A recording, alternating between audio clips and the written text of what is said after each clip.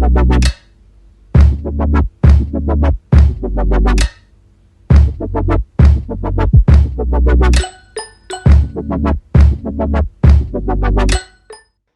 teman-teman PPIM, kembali lagi di Bincang-Bincang Segaya bersama gue, Salsabila Ramadan dari University Pendidikan Sultan Idris yang merupakan salah satu anggota divisi Segaya PPI Malaysia.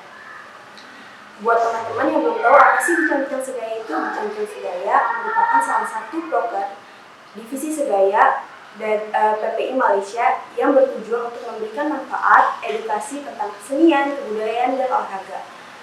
Bincang-Bincang Segaya ini mempunyai tema besar yaitu berkreasi di masa pandemi.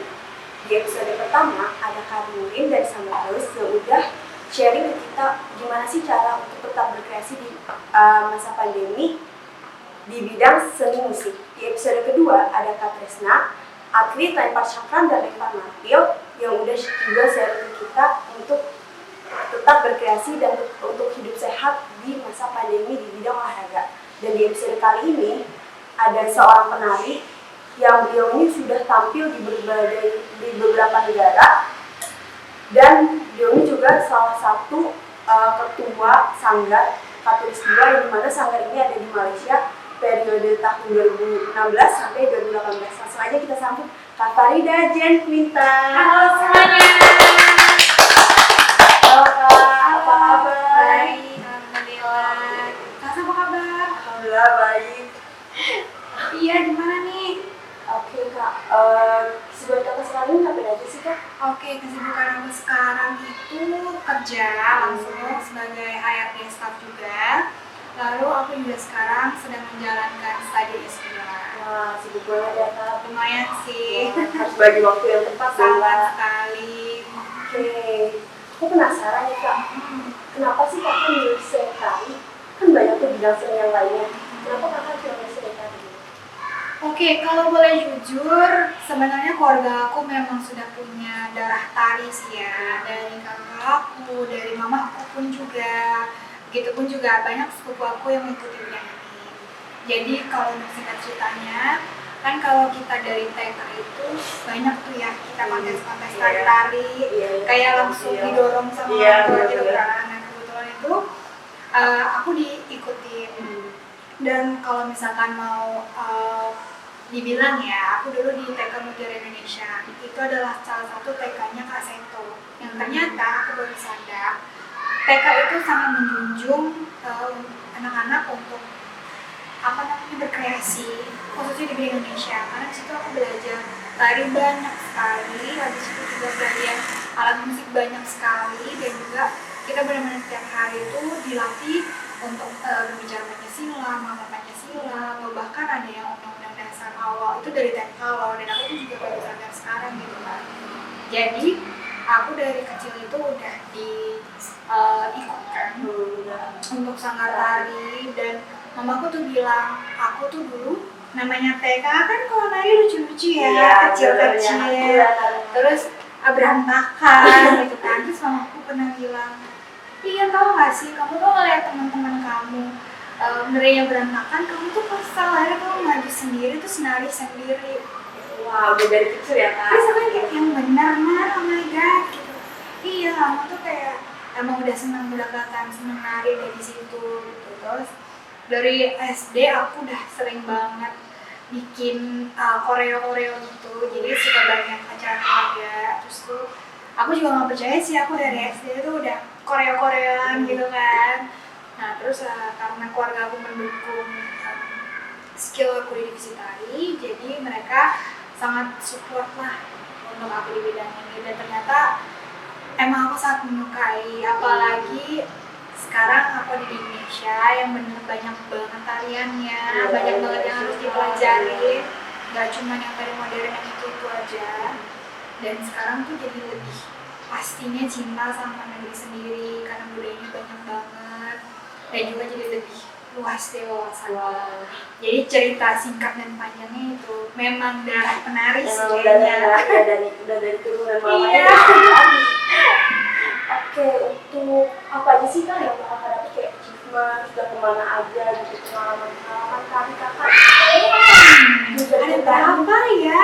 Kemarin berat banget nih.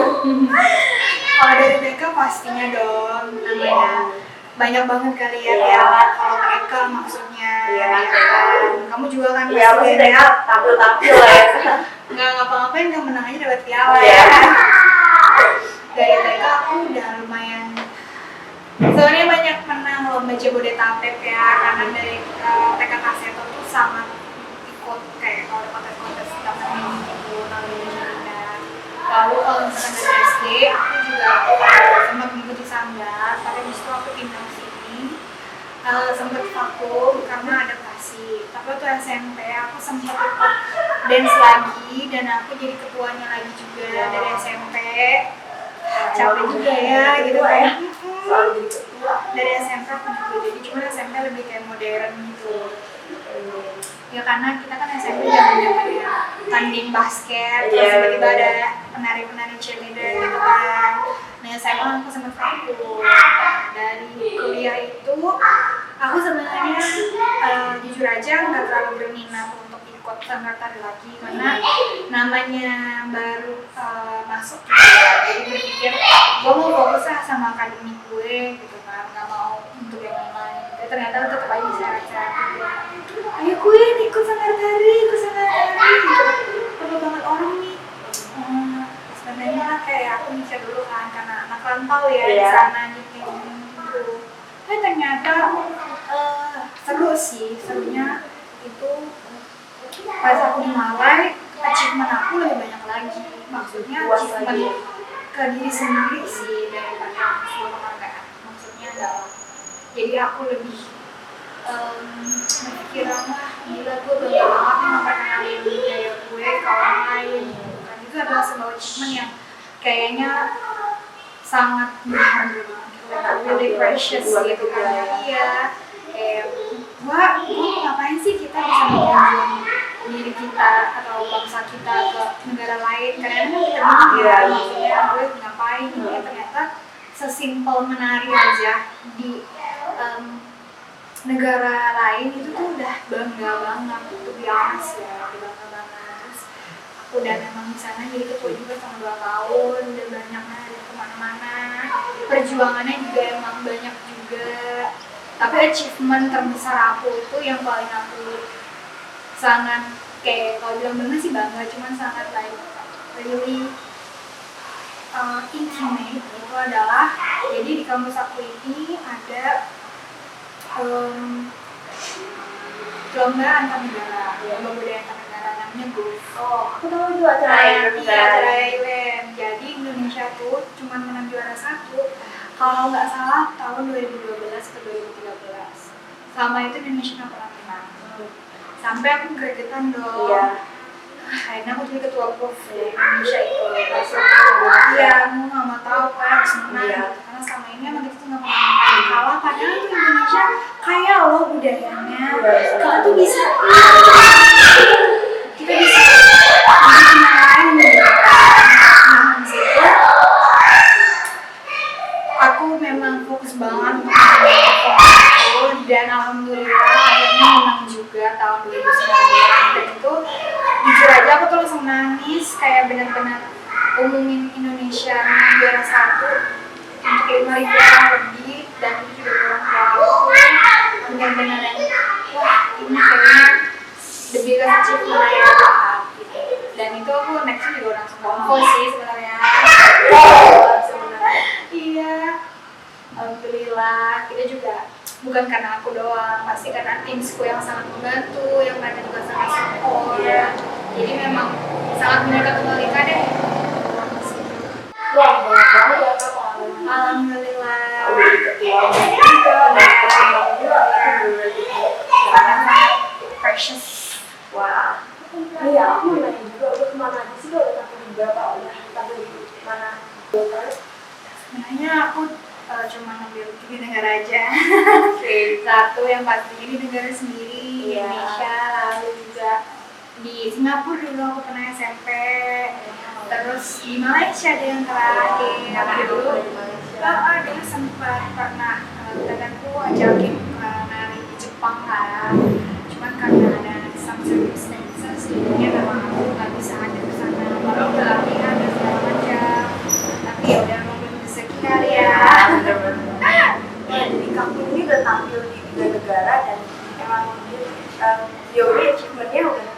banget juga. Salah satunya beliau ini itu ketua Sanggar Katulistiwa. Mungkin kakak bisa ceritain sebagai apa sebagai ketua Sanggar Katulistiwa? Oke, pertama yang pasti suka dulu lah ya. Iya. Sukanya itu memang kita bersatu dengan orang-orang yang penikmat seni dan penyuka seni itu emang enak banget. Dimana kita berbicara juga lebih cocok, lebih nyambung, bertukar pikiran juga jadi lebih enak.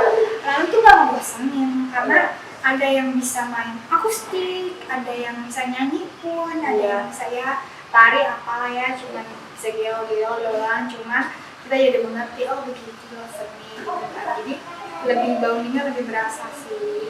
Terus untuk sukanya pasti yang tadi aku udah bilang kalau kita sangat membanggakan budaya-budaya Indonesia, jadi ada rasa apa namanya pride sendiri gitu ya kan. Tapi kalau mendukanya mungkin di dalam internalnya sendiri, yaitu untuk cari barang-barang dari Indonesia, tidak harus beli di Indonesia. Iya, bawa dari Indonesia. Aku mampir sampai ke Tanah Abang, sampai ke Majestic untuk nyari dari baju tari. Sangat ya, demi sanggarku biar maju ya kan. Sampai apa namanya, dukanya mungkin perpindahannya itu. Terus of course dari fasilitasnya juga. Kalau di sini banyak lah ya, kita mau sewa baju tari apa juga ada. Ini juga gampang. Kalau di sana kita benar-benar kreasi sendiri, benar-benar di internet. Terus gimana caranya kita buat selendang itu jadi baju. Jadi sampai memang mungkin sulitnya dan dukanya cuma di situ ya. Terus memang lalu kalau misalnya kadang-kadang kita memang tidak bisa kontrol di omongan orang ya. Terkadang kalau kita manis seperti ini kita nggak tahu nanti orangnya mau seperti apa. Padahal kalau di Indonesia ya memang hanya tari biasa gitu. Adalah sama beberapa yang menganggap kalau misalnya kok tari Indonesia begini atau begitu. Tapi kita percaya diri aja. Kalau ini tuh budaya Indonesia, kita nggak usah malu orang kita istilahnya pakai baju ya kan. Terus baju anak-anak kita sendiri ya. Jadi mungkin ada juga.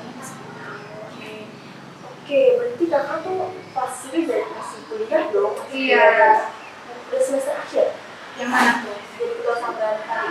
Oh, kayaknya mungkin dari semester 5 kali ya. Oh, boleh tahu kakak bagi waktunya tuh gimana sih? Mungkin bisa kasih tips buat kita nih nonton. Oke, tips and trick aku adalah yang pertama mindset. Mindset kalian pasti dong. Sometimes kita merantau orang tua udah susah mau nyokolain di sana atau kita cari beasiswa atau bagaimana. Jadi kita pasti harus memudahkan demi aja. Fokusnya benar-benar tapi sebenarnya buat aku tuh sayang banget. Karena kita lagi di luar, kita lagi di comfort zone. Jadi kita harus more explore, kita harus more desire to like know new things gitu. Nah jadi mindset kita oke, gue akademik itu aman, gue terus belajar, gue nggak apa, gue tetap meraih gue punya A, B aja gitu. Tapi satu sisi jangan lupakan social life loh. Social life itu tuh penting loh. Untuk apa? Untuk yang motivasi kita, buat akademik juga dong. Emang mau belajar sendiri terus, kan juga sebenarnya kurang asik lah ya. Kalian juga kayak pasti ada masa-masa bosan kalau belajar sendiri gitu ya. Jadi kalau misalkan kalian juga maintain social life, social life itu gak harus nongkrong terus-terusan, jadi lupa belajar, jadi maksudnya ya gue mendingan nongkrong daripada gue belajar buat exam gitu kan. Yang enggak, social life itu banyak, contohnya di organisasi atau kalian menemukan action, jadi kalian gabung sama organisasi tersebut seperti aku menemukan passion aku di tari, jadi ya udah aku gabung di organisasi itu, toh juga ternyata sangat bermanfaat kan. Sangat bermanfaat dan yang buat kita juga lebih bertumbuh kembang, begitupun juga organisasinya juga bertumbuh kembang. Jadi kalian harus berubah mindset, oke gue akademik oke, tapi social life gue juga oke. Jangan pincang salah satu gitu. Oke, jadi tuh walaupun kadang kuliah, belajar banyak assignment, tapi tetap juga harus kayak berorganisasi mungkin, terus habis itu kayak social life lah, harus juga di tingkat samain lah ya, di seimbang lah, make it balance, bergandeng lah, nggak boleh satu aja yang digandeng. Ya karena kedepannya social life juga kan memberikan kita pelajaran kehidupan ya. Berguna juga buat nanti habis kita konvo, mungkin kita reuni atau mungkin kita teman-teman tempat kerja ya kan, nggak ada ruginya kok sebenarnya sih, tapi memang sesuatu yang berlebihan tidak baik. Oke. Oh iya Kak, Kakak juga menjadi ini kan koordinator talent untuk Simposium Internasional 2019 ini. Iya. Bisa diceritain? Kalau itu mungkin suka dukanya pasti senang banget dong di salah satu event yang besar yang mengundang PPI seluruh dunia ya kan, datang langsung ke Malaysia. Memang kita lagi tuan rumahnya di Malaysia atau lalu terus kebetulan aku juga dipanggil, bukannya aku daftar gitu kan, aku juga mikir gue dipanggil ya gitu kan, aduh pusing. Wah, karena emang udah jago banget. Nggak deh, sebenarnya cuman kayak nggak apa-apa lah, aku udah ikut aja gitu kan. Oke, gitu kan. Tapi iya, jadi sukanya mungkin senangnya itu pasti teman baru, pengalaman baru, semuanya baru. Cuman dukanya kita benar-benar maintain harus SDM-nya tuh luas banget, benar-benar sangat beda lagi dibanding kita PTIM aja kan. Iya. PM oke lah satu Malaysia sebenarnya pada tahu. Tapi kalau ini tuh ada yang dari Indonesia, ada yang dari mana lagi, Kairo, Ada yang atau Eropa, iya jadi banyak banget. Sehingga kita tuh adaptasinya harus more lagi. Kayak, aduh ini maunya apa lagi sih, komentarnya lebih banyak lagi gitu kan. Itu pun juga kita karena aku posisi jadi cultural night, mungkin yang kembali lagi kalau misalkan kita tampil di luar itu fasilitasnya, peralatannya juga kurang dong, jadi harus angkut juga dari Indonesia, cari juga yang terdekat. Effortnya tuh walaupun cuma untuk berapa jam sih, 2 jam ya kan? sebentar 2 jam. Iya, 2 jam. Habis itu harus bawa barang-barang dari Indonesia juga, terus bikin apa bagus-bagus gitu, lagi cukup menyita waktu dari organisasi aku sebelum-sebelumnya, karena yang untuk kali ini karena kita menyatukan orang Indonesia seluruh dunia di satu tempat, jadi mungkin effort untuk adaptasi especially to the people itu more sih gitu. Lumayan juga tuh Kak. Bukan lumayan lagi sih, kayaknya lumayan sih. Iya, capek juga sih sebenarnya kayak harus ngurusin banyak acara. Iya. Kakak sekarang ini masih sering perform atau ngajar atau bantu program gitu nggak sih? Oke, jadi of course aku pengen banget kembali lagi, tapi dikarenakan kita sudah lockdown sih karena PSBB, ketemunya COVID-19 ini sejak Maret, sedangkan aku kuliah pun juga Januari yang rencananya mau langsung masuk sampai lagi, cuman karena keadaan jadi aku stop dulu. Jadi kalau untuk koreo itu dan aku sudah ada rencananya, karena keadaan ya bebas semua Depan pun masih belum pasti juga. iya, kalau untuk tahun depan ketika PSBB berakhir kali ya, atau ketika imunnya udah datang, imunisasi COVID ya udah datang, baru mungkin bisa normal lagi. Tapi kalau sekarang susah sih ya, kan nggak bisa ngajarin nari tapi nggak tatap muka. Iya sih. Ya kan. Menurut Kakak di sekitar itu kedepannya akan gimana sih Kak? Oke, ini menarik banget karena sebenarnya kita itu sudah terangkat dalam seni budaya itu waktu ASEAN tahun 2018 ke 2019 ya, aku lupa. Kalau masalah aku Kali ya 2018 kita akan 2018, dan itu lihat dong betapa megahnya GBK, seninya benar-benar keren banget, benar-benar udah standar internasional banget. Jadi dia sangat memicu orang-orang yang melihat, wah gila seni tarian Indonesia itu bagus banget, nggak ada yang ngalahin gitu kan. Jadi setelah ASEAN itu yang aku perhatiin, jadi banyak yang nari, banyak yang bangga. Ya pasti dong, kita kan kalau nari, kalau orang penari kan memang karena hobi ya, tapi kalau misalnya orang yang pengen belajar nari, mereka harus ada motivasi dulu. Mereka kalau belajar, kalau motivasi itu udah dulu kalau memang pengen belajar budaya Indonesia. Jadi semenjak ASEAN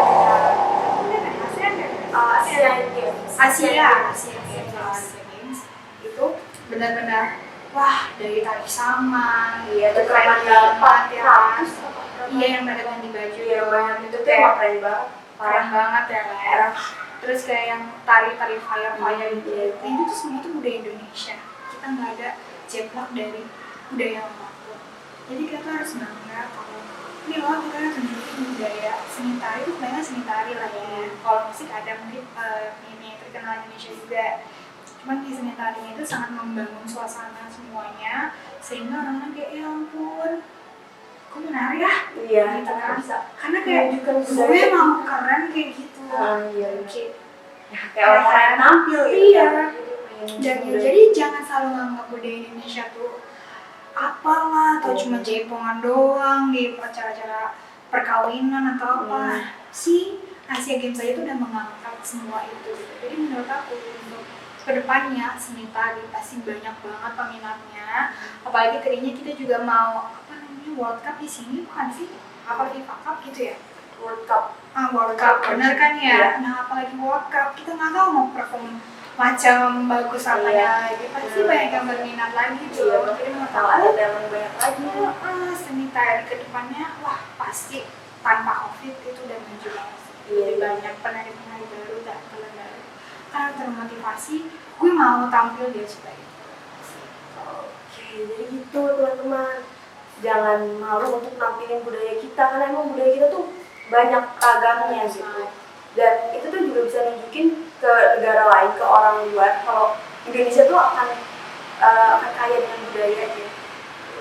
Oke, menurut kakak ya, selama kakak memiliki seni tari, tarian apa aja sih yang paling susah? Tarian apa yang paling susah? Aku akuin itu adalah tari Bali. Tari Bali, oh iya sih emang kayak matanya aja susah banget gitu. Kangennya aja aku kayak nggak bisa gitu loh, kayak action gitu kayak aku nggak ngerti harus kayak gimana tangannya, tapi kenapa penari tari yang dulu itu kenapa bisa ya? Keren banget juga bisa gerak. Iya. Jadi gini, aku pelajarin dari tari Bali itu, tari itu bagus ketika kita koreonya kompak. Semuanya pas jadi gerakan prestasi. Tapi kalau tari Bali itu enggak, kalau badan lo sendiri individual itu nggak bisa tari Bali ya semuanya itu jelek. Karena aku udah pernah coba kursus sama sepupu aku ya tari Bali. Dia lebih expert lagi, dia udah ke negara mana-mana dan cuma bawain tari Semarang kan tari Bali doang. Aku udah sama di tari Bali, ya ampun semuanya tuh tari Bali sangat tidak benar-benar ya kalau tari Betawi mah gampang ya, cuma gitu aja atau bukan gampang sih, cuman kayak disamaratain tuh oke, lebih mudah dibanding tari Bali yang detailnya super duper dari tangan, mata, ini, pinggul, terus setiap gerakan kita kan kalau di tari itu ada temponya per detik kayak 1, 2, 3, 4, tapi kalau tari Bali tuh kayaknya tuh ada setengah detik gitu, jadi kayak tetek gitu, cepet gitu, jadi aku butuh waktu banget untuk tari Bali. Iya lah, itu emang tari yang paling susah kayaknya sih. Kayak orang-orang juga mau belajar pun butuh waktu yang banyak gitu untuk tarian Bali ya. Kayaknya banyaknya mungkin berbulan-bulan, bertahun-tahun. Iya, untuk bisa apa ya, samain gitu kan sama yang lainnya. Oke.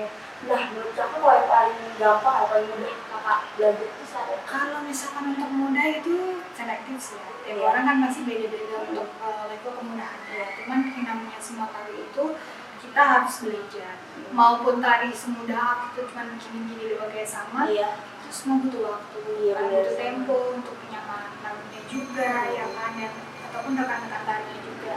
Tapi untuk aku yang paling mudah itu sepertinya kalau saman sih juga temponya cepat sama kawan, kalau kita ketampar kan. Iya benar banget. Gerakan sama tuh. Kalau misalkan sekarang mudah kayaknya susah sih ya, karena pelajar tari aja bisa untuk menghafal satu Korea itu seminggu. Ya kan, minimal maksudnya untuk bisa banget gitu, untuk menghafal satu itu. Kalau misalkan yang gampang mungkin tarik kreasi apa namanya kontemporer buatan kita kali ya, karena semua tari tradisional Indonesia itu susah aku istilahnya orang bule atau bukan orang Indonesia asli yang mau tampil aja itu nggak bakal pernah sama, perhatiin nggak sih? Iya, kayak beda banget sama penari banget di Indonesia gitu, jadi susah. Tapi kalau tari modern atau kontemporer buatan mereka sendiri ya mungkin gampang karena sesuai mereka. Tapi kalau tari adat Indonesia kan banyak banget persyaratannya ya kan. Kakak di tarian modern ini sama tarian tradisional sih beda ya? Kalau coba kata-kata terhadap tarian modern itu gimana sih? Kalau dua-duanya sih menurut aku ya punya asal usul sendiri. maksudnya ya di budaya Indonesia tariannya. Saya tari sama nih pasti ada seluk-beluk dong di belakangnya. Itu pun juga ternyata tari modern. Ternyata tari modern itu adalah berasal dari orang ya street dance. Jadi orang hanya suka hobi aja kayak gini. Cuman mereka tidak punya seperti kita kayak ada tari untuk perkawinan, tari untuk tampil, persembahan apa ya kan. Itu kalau mereka ya it's just a hobby. Jadi mereka memulai dari street dance itu. Jadi mereka apa tuh namanya? Yang muter-muter itu aku lupa. Break dance. Iya kan, break dance. Terus jadi break dance, jadi segala macam gitu karena terbentuknya hobi. Tapi untuk tempo, untuk lagu, untuk apa ya pasti semuanya beda lah. Iya, kalau kita kan udah kental banget nih budayanya. Kalau mereka kan memang tercipta sendirinya. Kakak sendiri pernah nggak sih tampil tarian modern gitu? Oh pernah.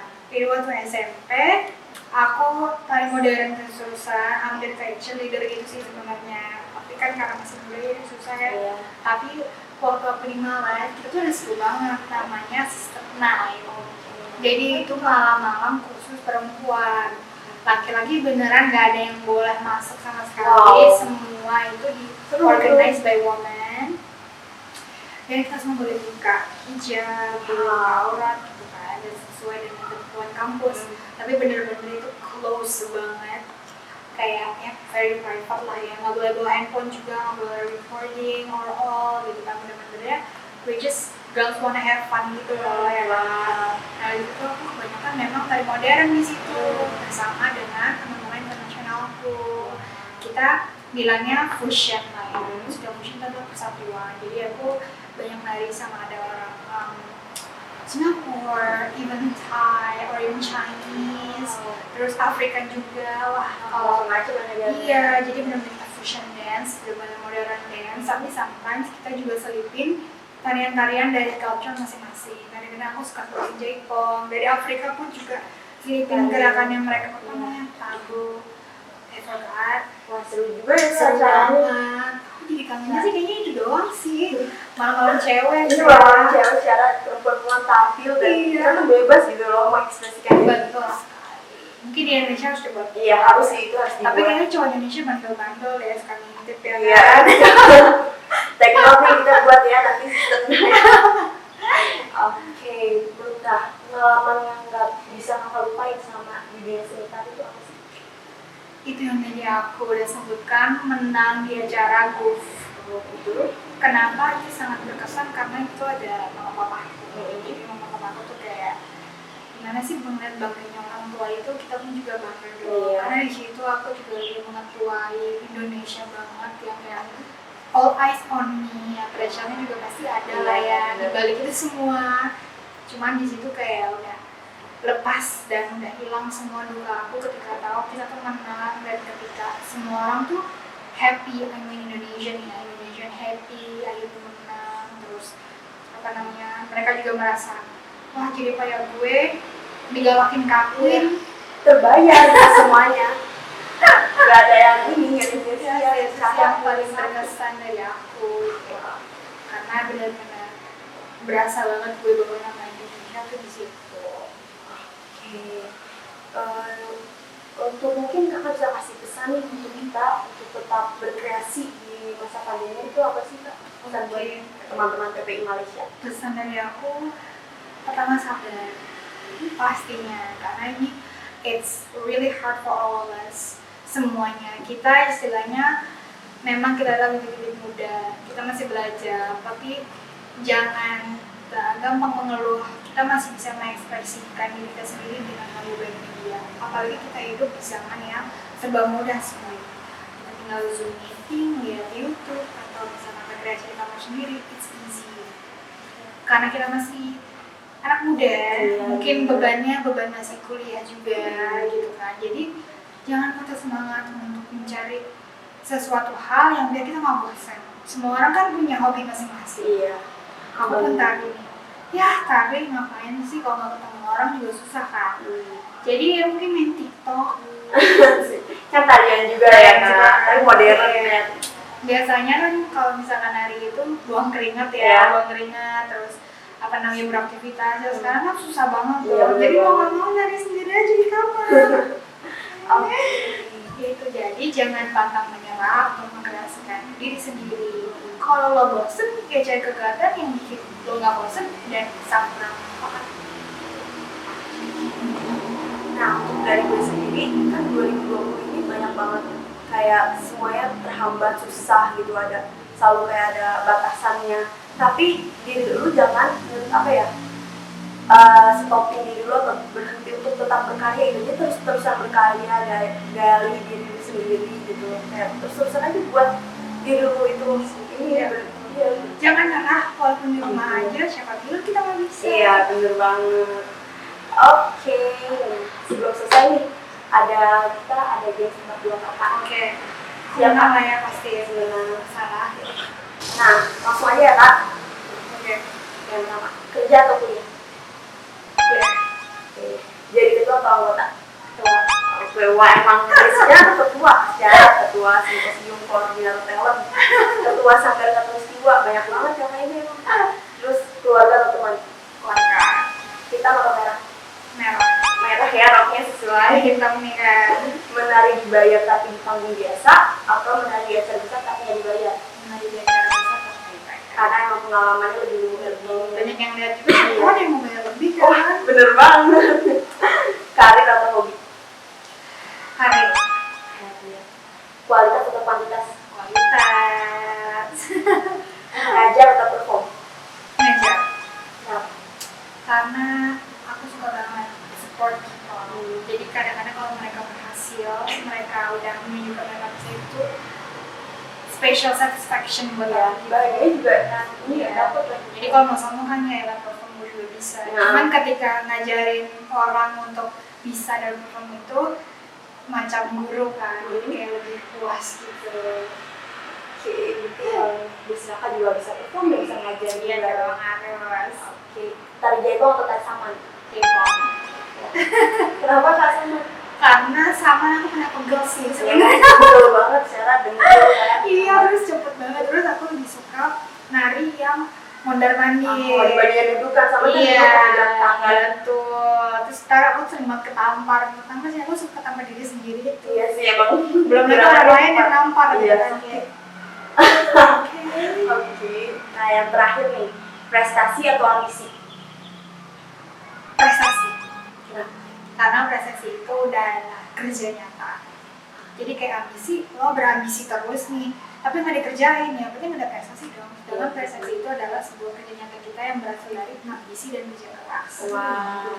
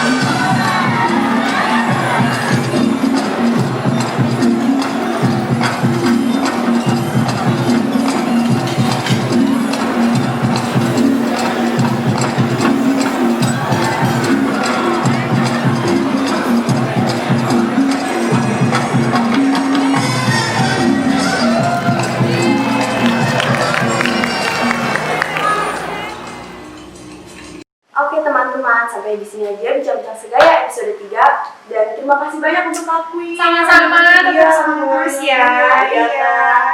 Terima kasih juga untuk teman-teman PPI Malaysia yang udah nonton. Jangan lupa untuk like, comment, dan subscribe. Dan jangan lupa untuk share ke teman-teman kalian. Oke, see you. Untuk di episode selanjutnya bakal ada kejutan buat kalian. Bye-bye.